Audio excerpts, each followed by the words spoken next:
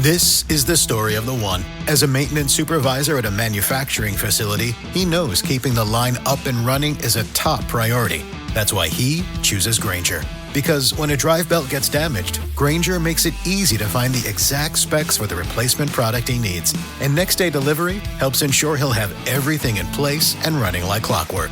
Call 1-800-GRAINGER, click Grainger.com, or just stop by. Grainger, for the ones who get it done. This is the story of the one. As head of maintenance at a concert hall, he knows the show must always go on. That's why he works behind the scenes, ensuring every light is working, the HVAC is humming, and his facility shines. With Grainger's supplies and solutions for every challenge he faces, plus 24/7 customer support, his venue never misses a beat. Call quickgrainger.com or just stop by. Grainger, for the ones who get it done.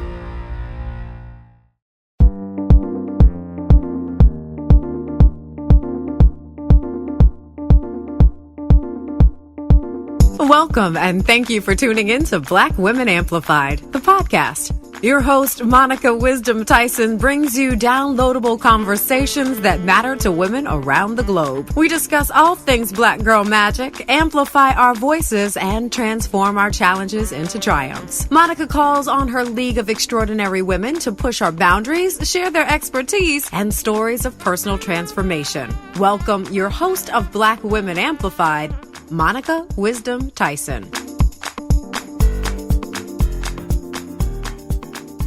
Hello, Black Women Amplified family. This is your girl, Monica Wisdom, and I am thrilled that you are here today. We are rounding out this series. We are on episode 7, and this is not going to be our traditional podcast episode. Nothing about this series is traditional, but I'm going to do a little teaching. A little instruction. I'm going to put on my strategist hat and give you some tools to put inside your Soft Life toolkit so that you will have a place to come to if you feel like you need to recalibrate your GPS system. If you don't know what that is, listen to episode 6. But we talked about recalibrating our GPS system. So I want to welcome you back. But before we dive in, I need you to hear me loud and clear. Louder than the voices in your head, because the loudest critic you'll ever face is the one living rent-free inside of your thoughts. The voice that tells you you're too much or you're not enough. It's the echo of keep your head down that you learned in childhood. The side eye you got when you spoke up at work. The pressure of carrying everybody else's burdens. Because you're the strong one and everybody talks to you. But what if I told you that that voice isn't yours? What if you could reclaim your narrative, rewrite your script, and finally step into your full power of your Black womanhood? We're at a turning point. After long seasons of hustling and bearing witness to injustice, the performing strength at the expense of our joy, something has shifted. We have collectively decided to untether ourselves from the expectations that we must save everyone else before we save ourselves. There's some revolutionary stuff happening, but it's not happening outside in the world. It's happening within us. Your inner narrative, how you talk to yourself about your self-worth, your dreams, and your capacity is shaping every choice that you make. Whether you raise your hand in the boardroom, speak your truth at the family table, or step into a brand new calling, it's time to get real about those stories and where they come from, how they've been holding you back, and what it looks like to overwrite them and be in your truth and in your brilliance. Yes, I told you this is going to be an episode about getting real. Like, this is that episode.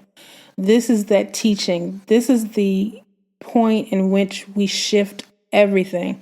Everything we've talked about, now it comes to make sense of what we've been talking about.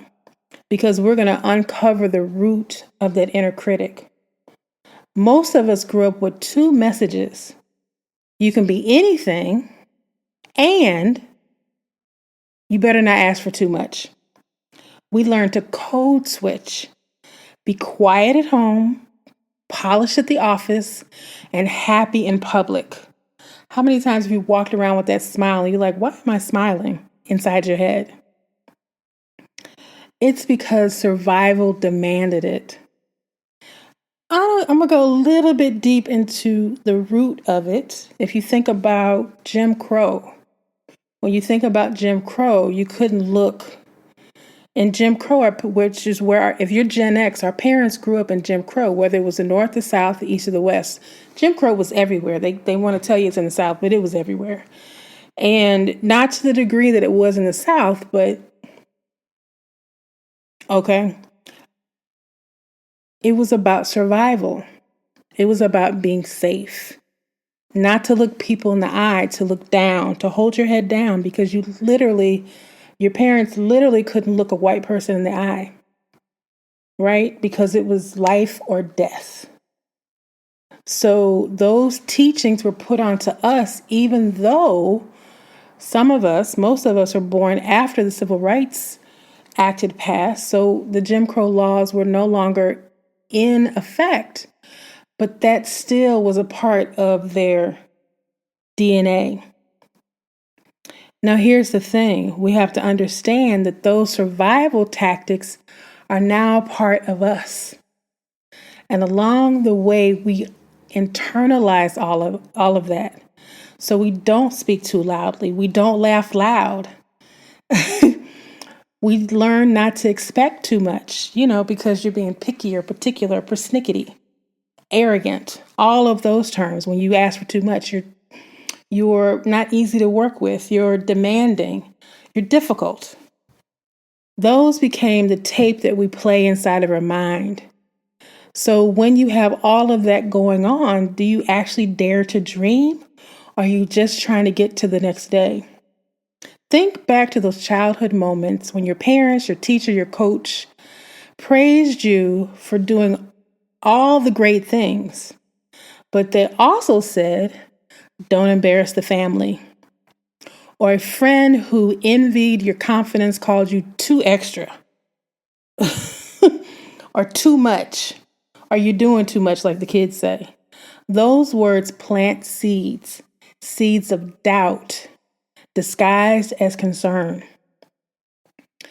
And since then, every microaggression you face, being cut off at meetings, taken for support staff. Melody Hobson did a whole TED Talk about somebody thought she was the Coke girl, and she was one of the main contributors at a philanthropic dinner. It's called Color Brave. You should really check it out, because that's what this is. Being mistaken as support staff simply because of the color of your skin. I remember working in a salon, and I worked in a salon, and it was a majority non-Black salon. And there was this woman, every time she came in, she walked up to me to tell me she was here. I was like, why does she keep telling me she's here? And somebody said, Monica, she thinks you're the shampoo girl. Shampoo girl? I didn't go to school for 2 years to be a shampoo girl. Nothing, no shade on shampoo girls, but that's not what I do. No shade though. I don't shade anybody for getting their money. But my point is that what she was looking for, I was not her. And you're also told that you're angry when you're just being passionate about expressing yourself in the way that you choose to express yourself. And these narratives are reinforced day after day after day. And so that inner critic grew out of the need to belong in spaces that you were never meant to be in. They didn't build those tables for us. But in this series, A Soft Life is Political, we're dismantling all of that. We're going to build the world we deserve from the inside out. Now let's talk about naming those false narratives. Before we can rewrite the story, we have to unmask the lies and spend a moment right now going through all of that. Now, this is where you get out your pen and your notebook and you start taking notes and you write down what I say. Because spend a moment right now asking yourself, what am I telling myself when I hesitate to apply for that promotion? When I don't speak up at a meeting? When I shrink myself around my partner or my family? What are the things that you are telling yourselves when you ask yourself that question? Let me do it again. These are 3 questions. What am I telling myself when I hesitate to apply for that promotion? When I don't speak up in a meeting? And when I shrink myself around my partner or my family? What is the narrative that happens inside of your head? Write that down. Maybe it's I'm not ready, or they might think that I'm arrogant, or I might look stupid if I fail. Write down everything, just brainstorm it, because those are the inherent narratives that we are going to deal with today in this podcast episode. These are messages from generations who survived by dimming their light, by shrinking themselves. They served a purpose then, but right now in this moment, they're blocking our path forward. And yes, everybody's all about girl power. Everybody's all about the 92%. And collectively, we are shouting. But when those doors close, are you still cheering and shouting? Naming those narratives are the first act of rebellion. And let me remind you, this is all an inner conversation that we're having. We're rebelling against those narratives within ourselves. When you call it out, oh, that's just mine, or I'm just not enough tape, you break its power. When you name it, you break the power that it has on you. And now it's time to step into choosing the script that works, that enhances your power. Crafting your new empowered narrative. That's the revolution. Rewriting your inner story. Let me tell you, it's not about it's not about toxic positivity. I don't even know what that is, but I hear the kids talking about it. I'm like, what? Or pretending hardship didn't happen, like just being Pollyanna about everything. It's about acknowledging the pain and choosing a higher truth. For every I'm not enough, counter it with I'm more than enough. I've survived worse and I still shine. Now, how you begin. These are the 4 steps of this process, this framework of how you begin reframing your narrative. First, you want to listen and pause. When doubt creeps in, stop. Take 3 deep breaths. Feel tension in your body, figure out where it is, and recognize that voice that separates you from your God-given essence. I was just having this conversation with my nephew. He called me the other day to give me, he had some really great news, but he was also talking about, I'm not going to talk about what he was talking about, but I said, can I offer something to you? Because I understand that he's an adult. And all my kids that have grown up, all the kids that have grown up around me, I let them know when they turn a certain age that Auntie is always here for you, but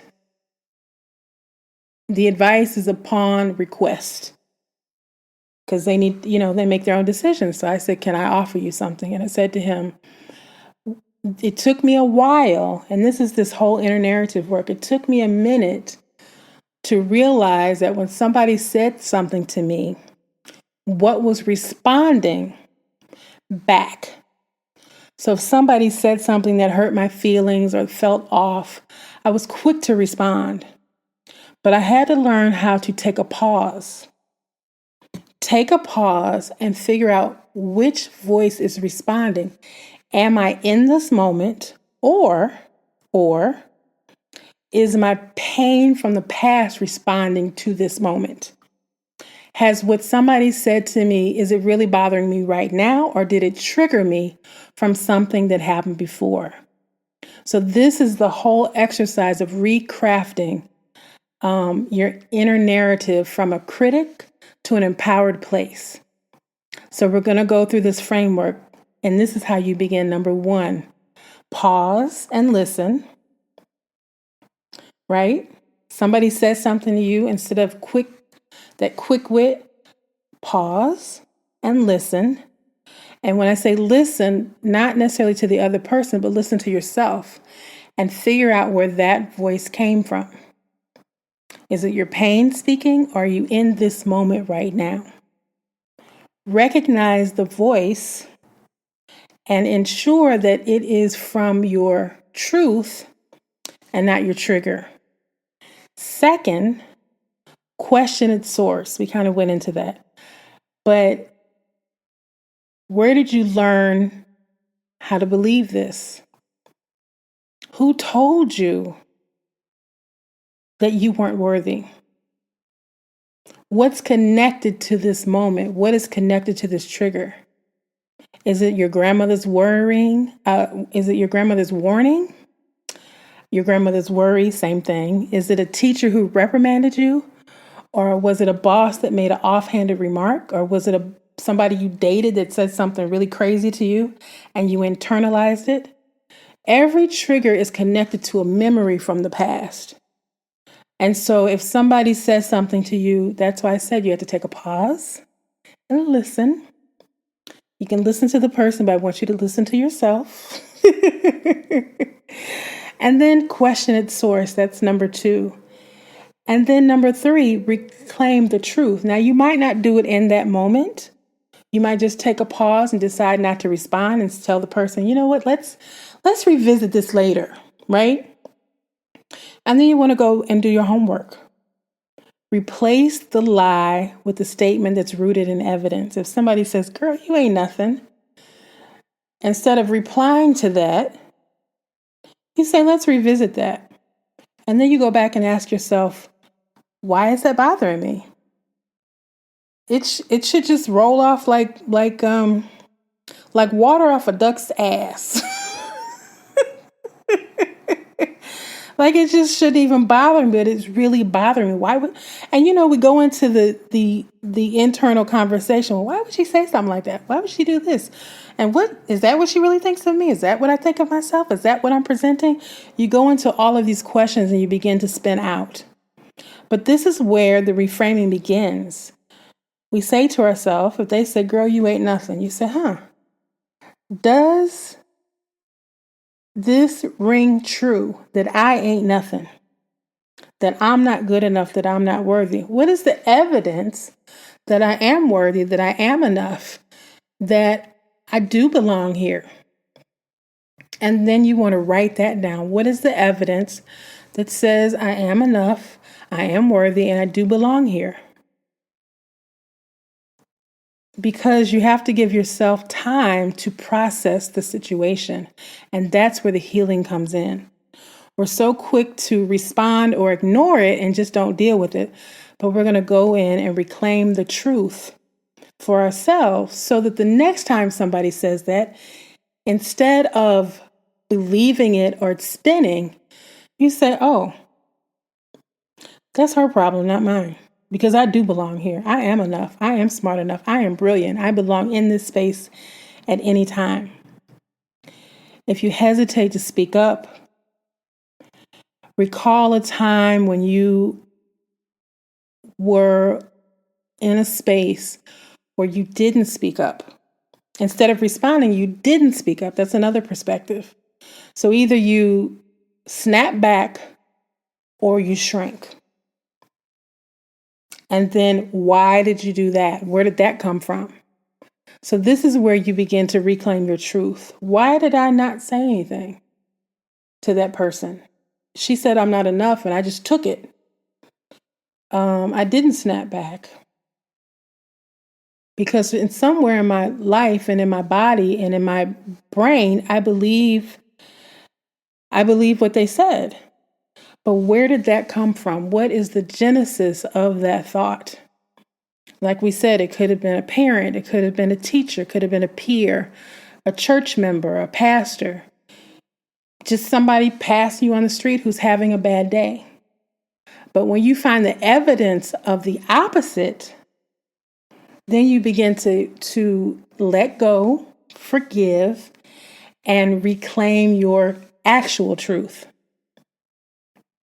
And now that we have paused and listened, questioned its source, reclaimed the truth, now we reinforce it with ritual. And what is ritual? We speak our new narrative daily. Morning affirmations, journal entries, recorded voice memos, whatever it takes to recalibrate your brain to a new default. Our default typically is what the false narrative is. And in order to recalibrate our brain, we're going to declare what the real evidential, is that a word? What the real evidence states about our life. So if the false narrative says we're not worthy, the real narrative is I am worthy. And what is the evidence of that? The success you've had in your life, the love you have shared, the way that you cascade through a room, charming and brilliant, the way that you share your ideas, your genius, all of those things, that is evidence that that inner narrative, that inner critic is not telling you the truth. It's just not true. Now, I just want to say that when we talk about affirmations, I remember I was going through a time when I felt I was just in a horrible place. My brother had passed away. I was just lost and I didn't know what to do with my life. I was, just all over the place. I was a mess. I was a mess. And I remember going to a business retreat and they did an exercise about affirmation. So it was kind of like this, but it was a much simpler version of this. But write down, the exercise was write down what you want to experience in life. And mine was self-worth. So my affirmation became, I am worthy. So what I did is I put it out everywhere around my place. And I wrote it in red lipstick on my mirror in the bathroom. It says, I am worthy. So when I'm brushing my teeth, I would say it over and over and over again until it permeated me. And I no longer heard the false narrative of I'm not worthy. And my unworthiness came from my traumatic childhood, abandonment issues and abuse and all of those type of things. And so the more I said I am worthy, the more when the feeling of not being worthy came up, I had something to replace it with, right? I had something to replace that narrative with. Because it wasn't other people telling me this, it was me telling myself. And I used the evidence of my childhood to reinforce it. But then I had other evidence that said the exact opposite. So that's how we shift the narrative in our head, is we replace the false narrative with evidence and the new narrative. And so when number 4 is reinforced with ritual, meaning you want to do something repeatedly. Journal entries. Get out your journal and write 3 pages of whatever your mantra is, whatever that is for you. I am strong. I am worthy. I am vulnerable. If you feel like you have strong Black woman syndrome is what I call it. Mine was I am worthy. I would just write it over and over and over again. And then I put it everywhere and I would recite it over and over and over again.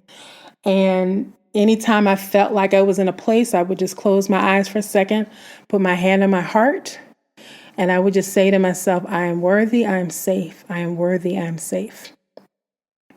And you could even do a voice memo. You could do a reminder, put a voice memo on your phone and put in your reminder and then play it periodically through the day. That would kind of break up that constant inner narrative. You have to be disruptive. This is about disrupting that narrative. And so it's important that we as Black women own our narratives and that we understand that this is not just personal. It's not just about us, it's about everybody. Because as we know, when Black women shift, the whole world shifts. Every time you reclaim your worth, you chip away at the stereotypes that confine us, like strong Black woman, the one who doesn't need any rest, or angry Black woman, the one who must mute her righteous rage.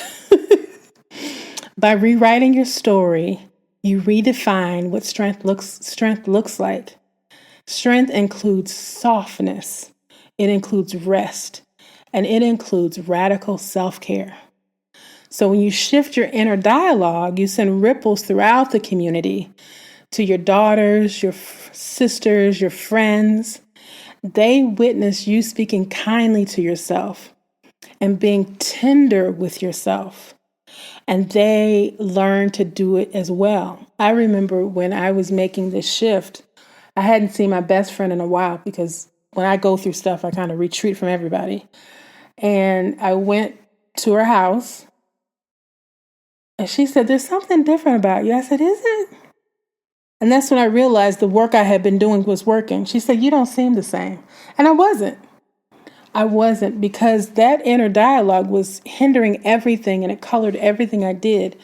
It made me snappy, sarcastic, mean, righteous, all of those things. And that's why I say we have to define our own softness, because the soft life for me is about me healing, is about me seeing myself in a whole new way. And it's a constant thing. It's not something that happens overnight. You won't listen to this podcast and all of a sudden your life is different. But what this does is it opens up a new conversation within yourself. Because when they witness you speaking kindly to yourself, it opens up a portal for them to speak kindly to themselves. Because this is how we change the narrative for future generations, and how the soft life becomes a political movement. It becomes a new calling. It becomes a new way of life. Now, let's make it tangible.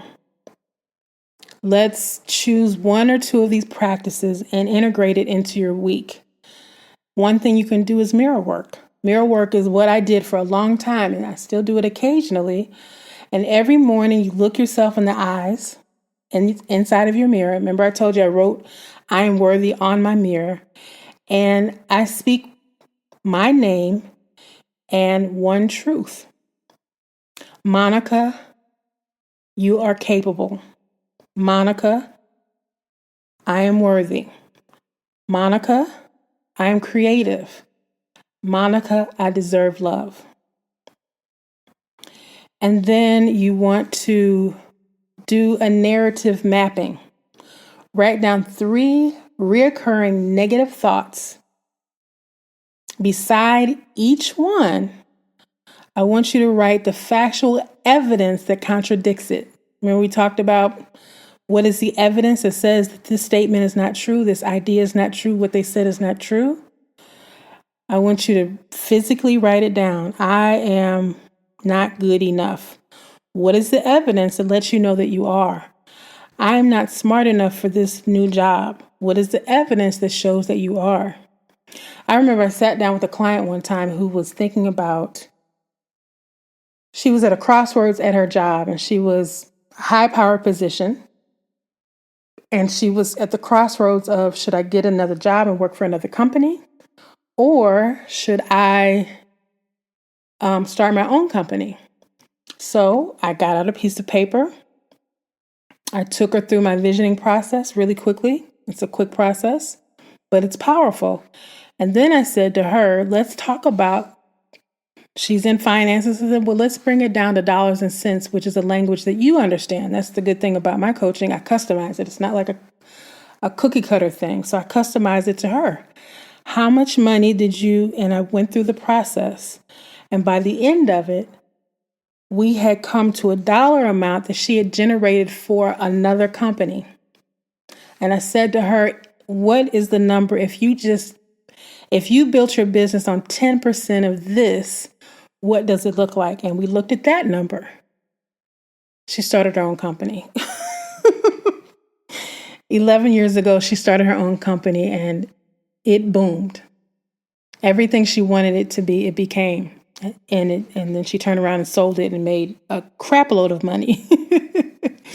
So that's what narrative remapping does, is that you have this idea. Her idea was, I can't do my own business. I'm not this, I'm not this, I'm not this, I'm not this. People who do this are like this, or like this, or like this. I said, okay, well, let's look and see what you've actually done. And so we wrote it all down. Everything that she had actually done for this company. I said, well, like I said, if you do 10% of that for yourself, you're doing okay. So narrative mapping is very, very powerful. It seems simple, but it's very powerful when you put things down in black and white.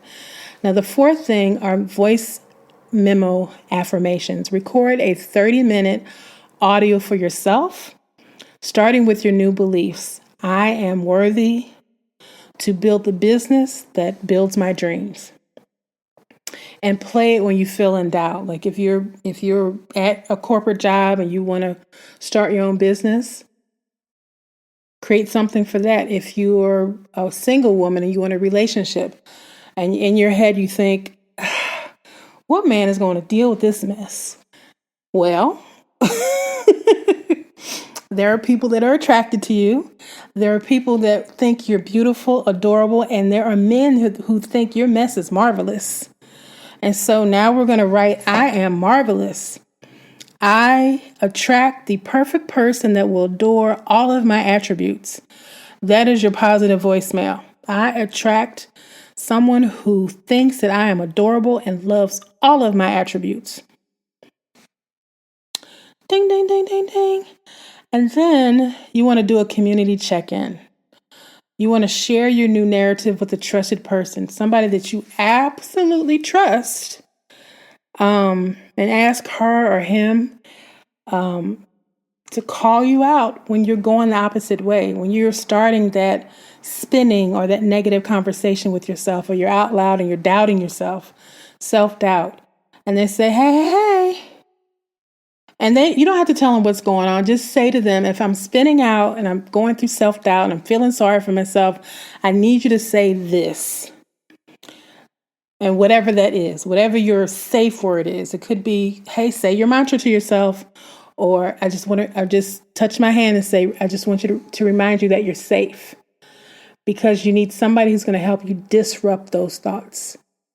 We don't have to do everything on our own. That's a part of our superwoman syndrome. We think we have to do it all on our own. And it's just not true. I had to learn it. That's why I got my sister girls on speed dial. Now, these aren't just feel-good tricks. They're about rewiring your thought process. And over time, your brain will change its default. There's a movie I want you to see. Now, it's real woo-woo, but it's called What the Bleep. And What the Bleep talks about the science behind what I'm talking about. I'm not a scientist. I'm not a medical person. But I know that our brain has the power to rewire itself. And oftentimes, when we have an emotion or a feeling or a trigger, we already have a set default, but it's not permanent. It can shift and change. And the exercises that I put inside this podcast help that process. Now, here's the thing. Like I said, this is not our typical podcast episode. You're going to do some work. I want you to open up your journal, a fresh notebook page, and I want you to answer these two questions. What is the single most limiting story I've been telling myself? And number 2, what new story do I choose to tell myself instead? One that honors my worth, my power, and my divine purpose. Now, ask yourself those questions and write them in present tense. Not I want or I will or I might. You want to say I am, I have, I choose. And then you want to read it out loud to yourself. Let your body feel what the truth sounds like. It's going to feel strange at first. You're going to be like, but that's where you go in a little deeper. You just say it more. You say it out loud. You put it in a voice memo. You write it across your mirror. You put Post-its everywhere so that you are constantly repeating the positive perspective of your life. Now, before we close out this episode, I know it's been a lot. And you're like, Monica, this is team too much. That's the inner narrative that says you can't do the work. I promise you can do the work. And I promise you, if you do the work, you'll start to chip away at that default of negativity about yourself. You will quiet that inner critic. And before we close, I want to give you one more trick that I do for myself. I name her. Anytime she comes up now, I say, girl, and I have a name for her. I'm not going to tell you, that's my business. But I have a name for her. And when she creeps up, I say, girl, sit down. Sit it down. And even with my clients, I said, what's her name? Who? What are you talking about? That girl in your head that says you're not good enough. What's her name? Oh, name her. It might be male. Name him. It might be a teacher from the 5th grade. It might be a coach that you had. It might be somebody that said, girl, you eat too much. It might be that girl. It might be that jealous girl. Because you cute. Anyway, that's just a little, that has nothing to do with this episode. That's just a little side trick that I do. I name her. And I want you to really think about, before we close out, I really want you to think about this. I know I'm making this light, but it's simple. It seems simple, but it's a powerful tool, because you will notice when you finish listening to this, you'll start to notice that inner critic and how you talk to yourself. You'll start to notice that when you do something and it's not quite perfect, it's not quite right, that voice that comes up, and it could be your mother's voice. It could be an aunt's voice. It could be a cousin's voice. It could be a brother or a sister's voice. Those things that seem like, oh, it's just a part of our culture. Some of that is not part of our culture. It's the trauma that has been put onto our culture. And that trauma that has been put onto our culture, it continues to happen over and over and over again. And these exercises are designed to disrupt that pattern so that we don't carry it and send it on to our daughters, so that we continue to eradicate these generational curses that other groups have put on us. Because it's all connected, it's all intertwined, and it's all intergenerational. I love watching the videos where the parents are teaching the kids to look in the mirror at themselves and tell themselves they're great, right? Instead of, little girl, sit down and be quiet. Little girl, shut up. There's a difference between the kids that are told to shut up and the kids that are told that they are great. The kids that are told, what's another thing that we're told? Let's talk about this. And I promise you, I'm going to end this soon, but let's talk about this. Girl, sit down somewhere. You're being too much. Don't nobody want to hear all that. I done told you to keep your mouth shut.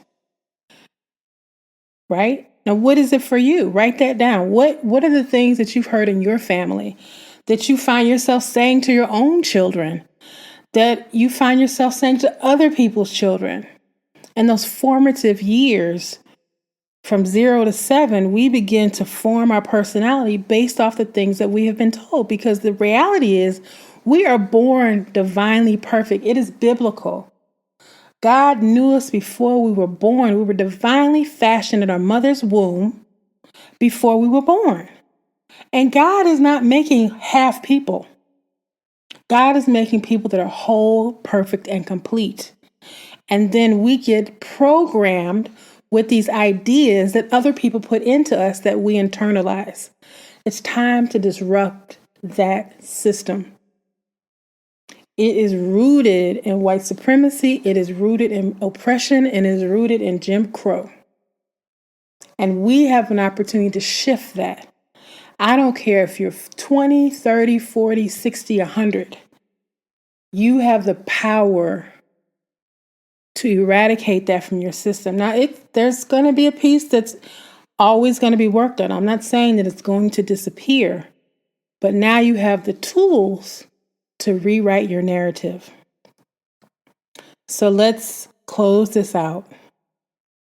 This, to me, is what the soft life is about. This journey of self-discovery, the journey of understanding the power and the tools that you have within yourself to self-correct, to recalibrate your journey, to fall back in line on the path of your purpose and your passion.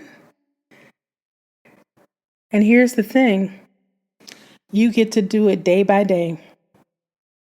Just like you put on your shoes, just like you pick out your clothes, you get to pick out what you're going to say to yourself today. You get to be your own hype person, and you get to correct those things that you've been told since your childhood. Now remember, Black woman, my sister, your story is your power. All of those moments that has led to your triumphs and your trials, that's your story, that's your superpower. But when you shift the words that you say to yourself, you shift the world that's around you. Keep tending to this practice. Keep being tender with yourself. And know that every time you reframe your narrative and reclaim your power, you become a beacon for yourself and every sister who's watching you. Every little kid that's watching you. Now, I'm not saying it's your responsibility. I'm not saying that at all. This is all about you.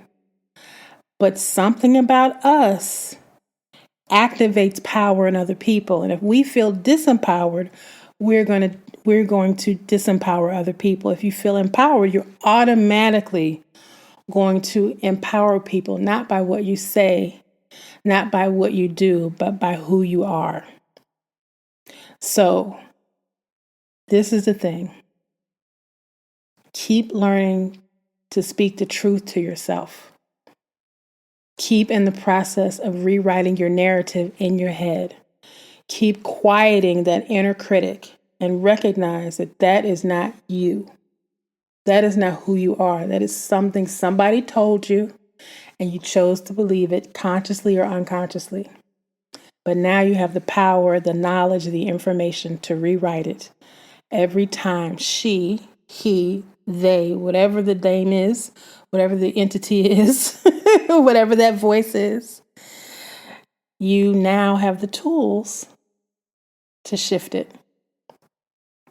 So until the next time, until we get to episode 8, I want you to stay liberated, stay soft, and know that you are a strong, sovereign being that has the power to do anything. You have the power to change your life simply by changing the conversations that you're having with yourself. Thank you so much for listening to this episode. I know it was a big one, but again, I wanted you to have the tools because I know you're powerful. I see it every day. I hear it every day. Shift, change, rinse, and repeat. What's the song? I got the power. You got the power, sis. Thank you for listening to Black Women Amplified. We hope you enjoyed the show. Be sure to subscribe and log on to blackwomenamplified.com for more information. Keep shining.